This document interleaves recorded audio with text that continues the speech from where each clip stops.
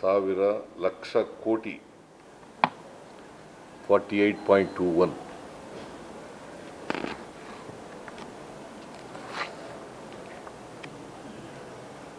ಅದರಲ್ಲಿ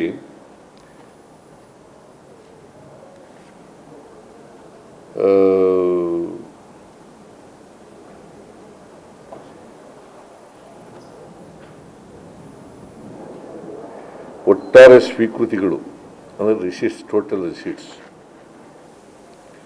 32.07.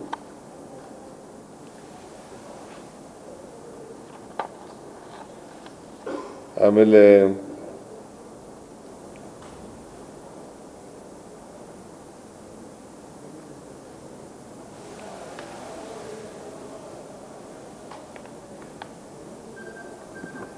ಕಳೆದ ಒಂದು ಇಂಟ್ರಿಮ್ ಬಜೆಟನ್ನು ಮಂಡಿಸಿದರು ಫೆಬ್ರವರಿ ತಿಂಗಳಲ್ಲಿ.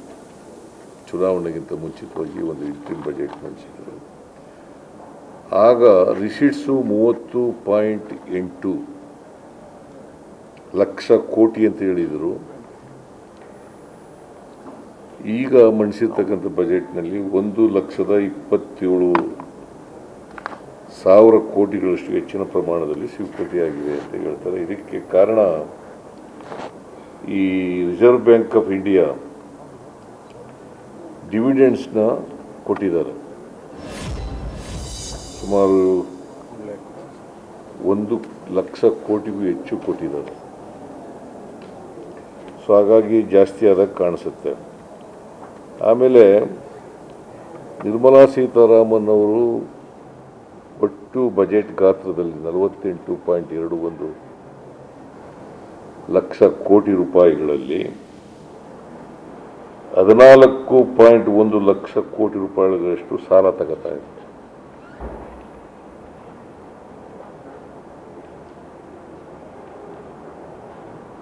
ಈ ಬಜೆಟ್ ಒಂದು ರೀತಿ ಕರ್ನಾಟಕಕ್ಕೆ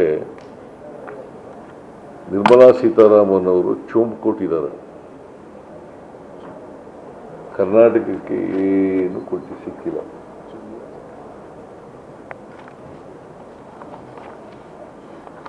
ಆಂಧ್ರ ಮತ್ತು ಬಿಹಾರ 2 ರಾಜ್ಯಗಳಿಗೆ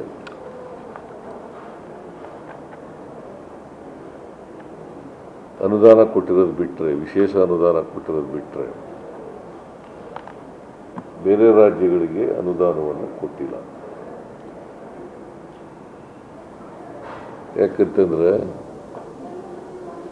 ಅವರು ಪ್ರಧಾನಮಂತ್ರಿಯಾಗಿ ಉಳಿಬೇಕಾದ್ರೆ ಆಂಧ್ರ ಮತ್ತು ಬಿಹಾರಗಳ ಬೆಂಬಲ ಬೇಕು. ಅದಕ್ಕೋಸ್ಕರ ಆ 2 ರಾಜ್ಯಗಳಿಗೆ ವಿಶೇಷ ಅನುದಾನವನ್ನು ಕೊಟ್ಟಿದ್ದಾರೆ. ನಾವು ಪ್ರೀ ಬಜೆಟ್ ಡಿಸ್ಕಷನ್ನಲ್ಲಿ ಅನೇಕ ವಿಚಾರಗಳನ್ನು ನಾವು ಹೇಳಿದ್ದು.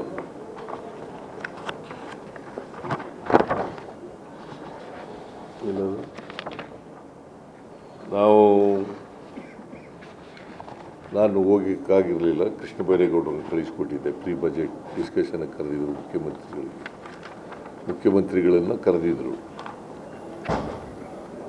ನಾನು ಹೋಗೋಕ್ಕಾಗಲಿಲ್ಲ. ಕೃಷ್ಣ ಬೈರೇಗೌಡರು ನನ್ನ ಪರವಾಗಿ ಅಟೆಂಡ್ ಮಾಡಿದ್ದರು. ಆ ಪೂರ್ವಭಾವಿ ಬಜೆಟ್ ಡಿಸ್ಕಷನ್ನಲ್ಲಿ ನಾವು ಕೆಲವು ಮನವಿಗಳನ್ನು ಮಾಡಿದ್ದು. ನಮಗೆ 15ನೇ ಹಣಕಾಸು ಆಯೋಗದಲ್ಲಿ 5,495 ಕೋಟಿ ಕೊಡಬೇಕು ಅಂತ ಹೇಳಿದ್ರು. ಸ್ಪೆಷಲ್ ಗ್ರ್ಯಾಂಟ್ಸ್ ಕೊಡಬೇಕು ಅಂತ ಶಿಫಾರಸು ಮಾಡಿದ್ರು. ನಮ್ಮದೇ ರಾಜ್ಯ ಒಂದೇ ರಾಜ್ಯಕ್ಕೆ ಮಾಡಿರಲಿಲ್ಲ, ಇನ್ನೂ 2 ರಾಜ್ಯಗಳಿಗೆ ಮಾಡಿದ್ದು. ಒಟ್ಟು 3 ರಾಜ್ಯಗಳಿಗೆ, ತೆಲಂಗಾಣ ಮತ್ತು ಮಿಜೋರಾಂ, ಕರ್ನಾಟಕ, ಈ 3 ರಾಜ್ಯಗಳಿಗೆ ಮಾಡಿತ್ತು. ನಿರ್ಮಲಾ ಸೀತಾರಾಮನ್ ಅವರು ಕರ್ನಾಟಕದಿಂದ ರಾಜ್ಯಸಭೆಗೆ ಹೋಗಿರೋರು. ಕರ್ನಾಟಕದಿಂದ ರಾಜ್ಯಸಭೆಗೆ ಆಯ್ಕೆಯಾಗಿರೋರು. ಅವರಿಂದ ನಿರೀಕ್ಷೆ ಮಾಡ್ಕೊಂಡಿದ್ದೋ ನಾವು. ಕರ್ನಾಟಕಕ್ಕೆ ನ್ಯಾಯ ಒದಗಿಸ್ಕೊಡ್ತಾರೆ, ಕರ್ನಾಟಕದ ಹಿತ ಕಾಪಾಡ್ತಾರೆ ಅಂತೇಳಿ ನಿರೀಕ್ಷೆ ಇಟ್ಕೊಂಡಿದ್ದು. ಆದರೆ ಕರ್ನಾಟಕಕ್ಕೆ ಭಾಳ ನಿರಾಸೆ ಮಾಡಿದ್ದಾರೆ. ಕರ್ನಾಟಕದ ಜನರಿಗೆ ದೊಡ್ಡ ಅನ್ಯಾಯ ಮಾಡಿದ್ದಾರೆ. ಆಮೇಲೆ ಬಜೆಟ್ನಲ್ಲಿ ಪೆರಿಫೆರಲ್ ರಿಂಗ್ ರೋಡ್ಗೆ ಮತ್ತು ವಾಟರ್ ಬಾಡೀಸ್ ಡೆವಲಪ್ಮೆಂಟಿಗೆ 6,000 ಕೋಟಿ ಕೊಡ್ತೀವಿ ಅಂತ ಹೇಳಿದರು. ಅದನ್ನು ಕೂಡ ಕೊಡಲಿಲ್ಲ. ವಿಪತ್ತು ಪರಿಹಾರ ಹೆಚ್ಚು ಮಾಡಬೇಕು ಅಂತ ಕೇಳಿದ್ದು, ಅದನ್ನು ಕೊಟ್ಟಿಲ್ಲ. ಆಮೇಲೆ ಅಪ್ಪರ್ ಭದ್ರಾಕಕ್ಕೆ ಅವರೇ ಬಜೆಟ್ನಲ್ಲಿ ಘೋಷಣೆ ಮಾಡಿದರು 5,300 ಕೋಟಿ, ಅದು ಕೊಡಲಿಲ್ಲ. ಅದು ಕೊಡಬೇಕು ಅಂತ ಕೇಳ್ಕೊಂಡಿದ್ದು ನಾವು. ಆಮೇಲೆ ವಸತಿ ಯೋಜನೆಗಳಿಗೆ, ನಗರ ವಸತಿ ಯೋಜನೆಗಳಿಗೆ 1.5 ಲಕ್ಷದಿಂದ 5 ಲಕ್ಷ ರೂಪಾಯಿ ಮಾಡಬೇಕು ಅಂತ ಹೇಳಿದ್ದು. ಗ್ರಾಮೀಣ ವಸತಿಗಳಿಗೆ 1.2ರಿಂದ 3 ಲಕ್ಷ ಮಾಡಬೇಕು ಅಂತ ಕೇಳ್ಕೊಂಡಿದ್ದು, ಅದನ್ನು ಕೊಡಲಿಲ್ಲ. ಆಮೇಲೆ ಕಲ್ಯಾಣ ಕರ್ನಾಟಕಕ್ಕೆ ನಾವು ಈ ವರ್ಷ 5,000 ಕೋಟಿ ರೂಪಾಯಿಗಳನ್ನು ಖರ್ಚು ಮಾಡ್ತಾ ಇದ್ದೀವಿ. 371J ಅದರ ಪ್ರಕಾರ ವಿಶೇಷ ಅನುದಾನ ನಾವು 5,000 ಕೋಟಿ ಕೊಟ್ಟಿದ್ದೀವಿ. ಅದಕ್ಕೆ ಮ್ಯಾಚಿಂಗ್ ಗ್ರ್ಯಾಂಟ್ ಕೊಡಿ ಅಂತ ಹೇಳಿದ್ದು ನಾವು. ಬ್ಯಾಕ್ವರ್ಡ್ ಏರಿಯಾ ಡೆವಲಪ್ಮೆಂಟ್ ಸ್ಕೀಮ್ ಇದೆ ಸರ್, ಅದನ್ನು ಕೂಡ ಕೊಡಲಿಲ್ಲ. ಸೊ ಅಪ್ಪರ್ ಭದ್ರಾದ್ದು ಕೂಡ ಕೊಡಲಿಲ್ಲ. ಒಟ್ಟಾರೆಯಾಗಿ ಕರ್ನಾಟಕಕ್ಕೆ ನಿರ್ಮಲಾ ಸೀತಾರಾಮನ್ ಅವರು ಚುಂಬು ಕೊಟ್ಟಿದ್ದಾರೆ.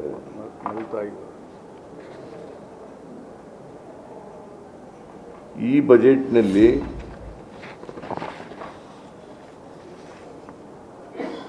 ರೈತರಿಗೂ ಕೂಡ ಏನು ಪ್ರಯೋಜನ ಆಗಿಲ್ಲ. ರೈತರು ಯಾಕಂತಂದರೆ ಇವರು ಬಜೆಟ್ನಲ್ಲಿ ನಮ್ಮ ಆದ್ಯತೆ ಬಡವರು, ರೈತರು, ಮಹಿಳೆಯರು, ಅಲ್ಪಸಂಖ್ಯಾತರು ಅಂತ ಹೇಳ್ಕೊಂಡಿದ್ದಾರೆ. ಈ ವರ್ಗದ ಜನರಿಗೆ ದೊಡ್ಡ ಅನ್ಯಾಯವನ್ನು ಮಾಡಿದ್ದಾರೆ.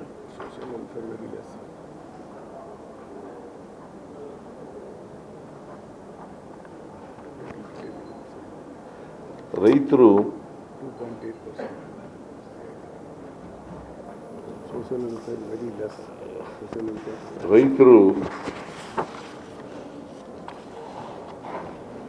ಭಾಳ ವರ್ಷಗಳಿಂದ ಡಿಮ್ಯಾಂಡ್ ಮಾಡ್ತಾ ಇದ್ದದ್ದು ನಮಗೆ ಮಿನಿಮಮ್ ಸಪೋರ್ಟ್ ಪ್ರೈಸ್ ಇದೆಯಲ್ಲ, MSP, ಅದಕ್ಕೆ ಕಾಯ್ದೆ ಮಾಡಬೇಕು ಅಂತ ಒತ್ತಾಯ ಮಾಡ್ತಾ ಇದ್ದಾರೆ. ಈ ಬಜೆಟ್ನಲ್ಲಿ ಸ್ವಾಮಿನಾಥನ್ ವರದಿಯನ್ನು ಯಥಾವತ್ತಾಗಿ ಜಾರಿ ಮಾಡ್ತೀವಿ ಅಂತ ಹೇಳಿದರು. ಅದ್ರ ಬಗ್ಗೆನೂ ಪ್ರಸ್ತಾಪ ಮಾಡಿಲ್ಲ. ಮತ್ತು ಕಾನೂನು ಮಾಡ್ತೀವಿ ಅಂತ ರೈತರ ಡಿಮ್ಯಾಂಡ್ ಏನಿತ್ತು ಅದನ್ನು ಕೂಡ ಮಾಡಿಕೊಟ್ಟಿಲ್ಲ. ಆಮೇಲೆ ಕೆಲವು ಇಲಾಖೆಗಳಿಗೆಲ್ಲ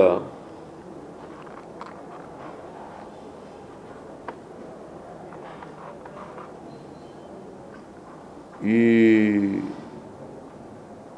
ಫೆಬ್ರವರಿ ಬಜೆಟ್ನಲ್ಲಿ ಮಂಡಿಸಿದ್ರಲ್ಲ, ಅದಕ್ಕಿಂತ ಕಡಿಮೆ ಅನುದಾನ ಕೊಟ್ಟಿದ್ದಾರೆ.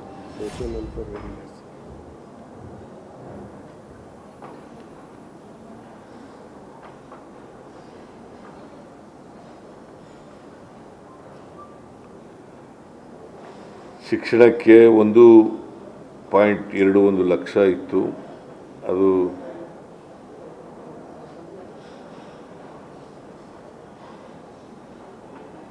1.25 ಅಷ್ಟೇ ಮಾಡಿರೋದು, ಹೆಚ್ಚೇನು ಮಾಡಿಲ್ಲ. ಆಮೇಲೆ ಗೃಹ ಖಾತೆಗೆ 2.3 ಲಕ್ಷ ಕೋಟಿ ಎಷ್ಟಿತ್ತು, ಈಗ ಬರೀ 1.51 ಲಕ್ಷ ಕೋಟಿಗಷ್ಟೇ ಮಾಡಿರೋದು. ಆರೋಗ್ಯ ಕ್ಷೇತ್ರಕ್ಕೆ ಹೋದ ಸಾರಿ ಬಜೆಟ್ನಲ್ಲಿ 90,659 ಕೋಟಿ ಒದಗಿಸಲಾಗಿತ್ತು. ಈ ಬಜೆಟ್ನಲ್ಲಿ ಬರೀ 89,207 ಕೋಟಿ ಮಾತ್ರ ಒದಗಿಸಿಕೊಟ್ಟಿದ್ದಾರೆ. ಆಮೇಲೆ IT ಮತ್ತು ಸಂವಹನ ಕ್ಷೇತ್ರ ಫೆಬ್ರವರಿನಲ್ಲಿ 1.37 ಲಕ್ಷ ಕೋಟಿ ಅನುದಾನ ಕೊಟ್ಟಿದ್ದರೆ ಈ ಸಾರಿ 1.16 ಲಕ್ಷ. ನ್ಯೂಸ್ ಫಸ್ಟ್ ನಿರ್ಭೀತಿಯಿಂದ ನಿಮ್ಮ ಪರವಾಗಿ.